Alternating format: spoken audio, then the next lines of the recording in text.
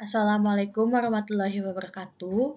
Perkenalkan, saya Sabrina Aidila Anwarisainun dari kelas S1 TEB 2024. Di sini saya akan menjelaskan materi pengukuran listrik, yaitu pengukuran tahanan pentanahan dengan dosen pengampu mata kuliahnya yaitu Ibu Dila Marta Putri, SD dan MT.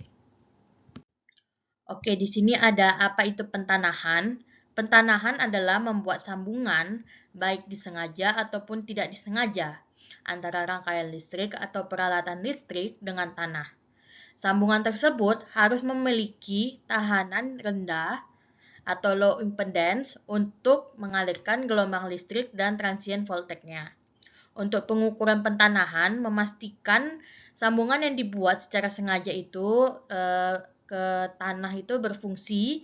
Jika sambungan tersebut tidak berfungsi, maka sistem itu akan gagal. Oke, di sini ada mengapa perlu pentanahan. Pentanahan ini diperlukan untuk melindungi manusia dan peralatan dari sentakan listrik atau transient voltage yang berasal dari electric fault, sambaran petir, radiofrekuensi, dan static discharge. Terlihat pada gambar bahwa ketika petir itu menyambar bangunan yang dilengkapi penangkal petir yang ada di yang saya tunjukkan, arus petir itu akan mengalir menuju tanah dan melalui sistem pertanahan yang ada di bangunan tersebut. Setidaknya tuh ada 15% masalah kualitas daya berhubungan dengan pentanahan. Misalnya tuh ada harmonik dengan power factor.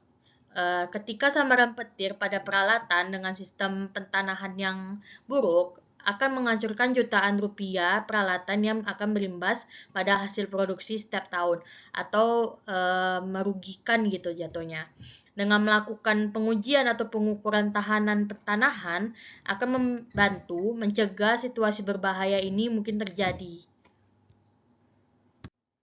Terus, kenapa perlu pengukuran pentanahan secara rutin? Dengan seiring waktu berjalan, tanah itu dapat korosi yang mengandung kelembapan tinggi, kandungan garam yang tinggi, dan suhu tinggi yang dapat menurunkan nilai resistansi pentanahan pada batang tembaganya. Jadi, perlu dilakukan pengukuran secara berkala, minimal setahun sekali, yang dimana jika nilai resistansi meningkat lebih dari 20% atau di atas 20%, dapat diperbaiki dengan menambahkan batang tembaga atau menggantinya. Oke, untuk standar nilai resistansi pentanahan, ideal nilai resistansi pentanahan itu adalah 0 ohm. Standar dari NFPA, IEEE, dan PUIL mempunyai standar sendiri untuk nilai resistansi pentanahan adalah 5 ohm ataupun kurang. Yang dimana jika semakin kecil nilai resistansinya, semakin baik juga kemampuan sistem mengalirkan arus gangguannya. Oke, di sini ada apa yang mempengaruhi resistansi pentanahan, yaitu yang pertama ada panjang kedalaman pemasangan elektroda ke tanahnya, terus ada yang kedua diameter elektroda pentanahan, terus ada jumlah elektroda pentanahannya dan juga desain sistem pentanahan. Di sini ada tabel yang bisa kita gunakan saat merancang sistem grounding atau pentanahan. Dan di sini ada tipe of soil atau jenis tanah, misalnya ada tanah liat, pasir, kerikil, batu, dan sebagainya. Terus di sini ada soil resistivity ini, kemampuan tanah menghambat aliran alur listriknya dengan satuan ohmmeter. Yang dimana jika nilainya semakin kecil, semakin baik juga tanah tersebut untuk grounding. Terus di sini ada earthing resistansi atau nilai tahanan grounding yang dihasilkan berdasarkan dua jenis ini, yaitu ada kedalaman batang grounding, yang dimana kedalamannya ada 3 meter, 6 meter, dan 10 meter, dan juga ada panjang strip groundingnya, yaitu ada 5 meter, 10 meter, dan 20 meter. Tabel ini digunakan untuk mempermudah kita untuk merancang sistem grounding atau pentanahan. Oke, di sini bagaimana sih cara koneksi ke tanah? Elektroda ini ada ground conductor yang dimana kabel atau pengantar yang menghubungkan peralatan listrik dengan elektroda tanahnya. Fungsinya tuh menyalurkan arus bocor, arus gangguan, atau arus petir menuju tanah. Terus ada connection between the ground conductor and the ground electrode ini sambungan konduktor dan elektrodanya. Bagian penghubung antara kabel grounding dan batang pentanahannya. Sebetulnya sambungan ini harus kuat, seperti tahan korosi dan memiliki hambatan yang kecil agar arus itu dapat mengalir dengan baik. Terus yang terakhir ada ground electrode, yaitu elektroda pentanahannya. Dia tuh seperti batang logam yang biasanya terbuat dari tembaga atau baja berlapis tembaga yang ditanam ke tanah. Fungsinya tuh untuk menyebarkan alur listrik ke tanah. Terlihat bahwa alat yang ini disambungkan ke tanah. Jadi nanti dia mengalir ke tanah seperti ini. Oke, di sini tuh ada tipe sistem pentanahan. Yang pertama tuh ada satu batang elektroda, yang dimana proteksi petirnya pada bangunan sederhana untuk backup grounding utilitas. Jadi bisa dibilang satu batang elektroda ini biasanya digunakan pada bangunan sederhana. Terus yang kedua ada elektroda plat, yaitu dia elektroda yang efektif untuk daerah berbatu. Yang ketiga ada sekelompok elektroda atau beberapa elektroda. Itu dia digunakan untuk proteksi petir pada bangunan besar dan daerah substation.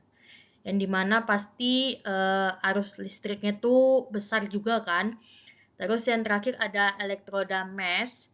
Itu juga digunakan pada bangunan besar seperti gardu induk. Oke, di sini ada metode resistivity, di mana tujuan pengukuran dengan metode ini untuk menghitung efektivitas material tanah yang digunakan untuk mengalirkan arusnya itu di mana pentanahan akan dipasang.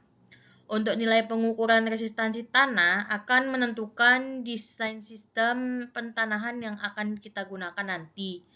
Oke, dari hasil pengukuran dengan alatnya, nilai resistansi atau RE-nya, resistivity dapat dihitung dengan rumus rho E sama dengan 2V kali A kali RE, yang dimana rho E itu nilai resistivity tanah dalam ohm meter, terus ada RE yang dimana nilai resistansi yang diukur dalam ohm, dan A itu jarak probnya dalam meter.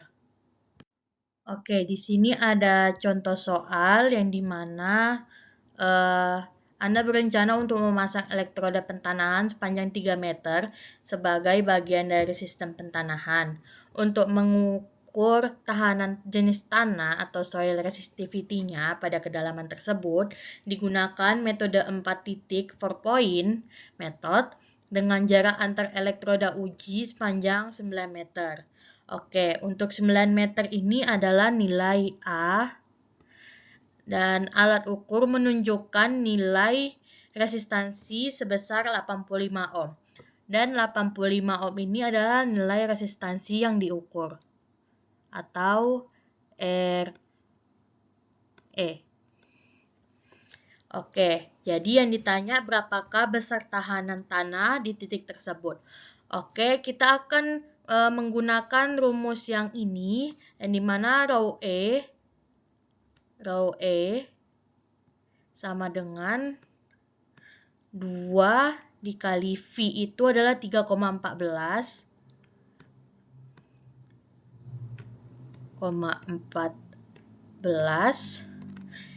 dikalikan dengan A yaitu 9 dikali juga dengan RE yaitu 85.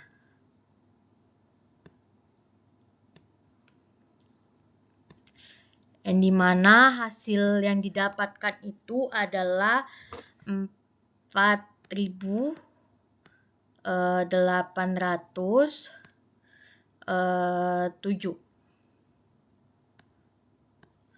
dalam ohm meter.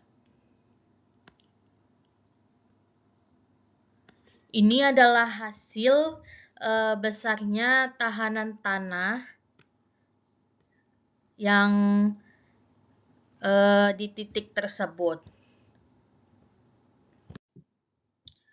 Oke, di sini ada metode fall of potential, yang dimana tujuan pengukuran dengan metode resistansi adalah untuk menghitung resistansi setiap pentanahan. Terlihat bahwa di sini ada elektroda utama yang diuji dengan 2 elektroda bantu.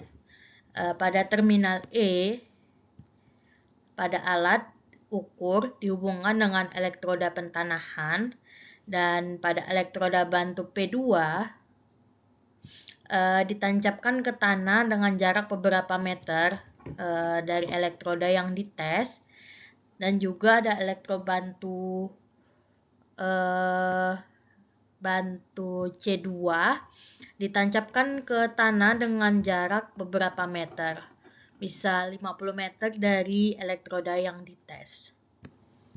Karena alat ini membandingkan tegangan pada kumparan tegangan terminal P dan E dengan arus yang mengalir pada kumparan arus terminal C dan E, diperoleh nilai resistansi sistem pentanahan dengan rumus RPE sama dengan V per I, yaitu tegangan dibagi arus. Oke, selanjutnya ada metode skateless.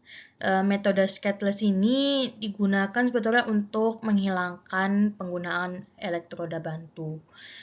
Elektroda bantu itu akan digantikan oleh 2 buah klem yang ada di sebelah sini, yang dimana klem yang pertama itu untuk membangkitkan konduktor pentanahan, sedangkan klem yang kedua itu untuk mengukur arus yang mengalir karena adanya tegangan. Sebetulnya metode skateless ini dia lebih simple dan praktis karena tidak menggunakan elektroda bantu seperti metode sebelumnya. Oke, pada gambar ini terlihat bahwa metode pengukuran tahanan pentanahan yang digunakan adalah metode skateless atau pentanahan tanpa tiang panjang, yang dimana 2 klem ini dipasang pada konduktor pentanahan, yang dimana 1 klem itu menginjeksikan tegangan dan klem lainnya mengukur arus. Nilai tahanan itu kemudian dihitung otomatis dan tidak memerlukan elektroda bantu. Jadi dia lebih praktis karena dia tidak menggunakan elektroda pembantu, tetapi hanya dapat digunakan pada sistem pentanahan yang memiliki jalur pentanahan paralel. Dan jika hanya terdapat 1 jalur pentanahan, metode ini tuh tidak memberikan hasil yang akurat dan perlu menggunakan metode fall of potential atau metode lainnya. Oke, di sini ada metode selective measurement, yang dimana klem arus digunakan untuk mengisolasi tes arus pada elektroda yang ada pada di sini klem arusnya. Keuntungan dari metode ini yaitu elektroda pentanahan dapat diukur atau dites tanpa mematikan dayanya, serta multiple elektroda dapat diukur dengan cepat dan sederhana. Bisa dibilang metode ini itu dia lebih simple dari metode sebelumnya.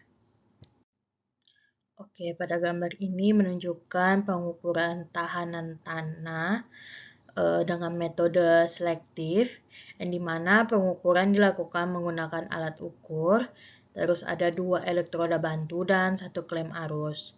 Jadi metode ini tuh memungkinkan pengujian tahanan pentanahan tanpa melepaskan sambungan grounding dari sistem, dan juga hasil pengukurannya sudah tertera pada alat ukur. Oke, referensi yang digunakan pada presentasi tahanan pentanahan ini berasal dari Erik van Riet. Oke, sekian presentasi tentang materi tahanan pentanahan. Bila ada salah kata ataupun ucapan saya, mohon dimaafkan. Sekian, wassalamualaikum warahmatullahi wabarakatuh.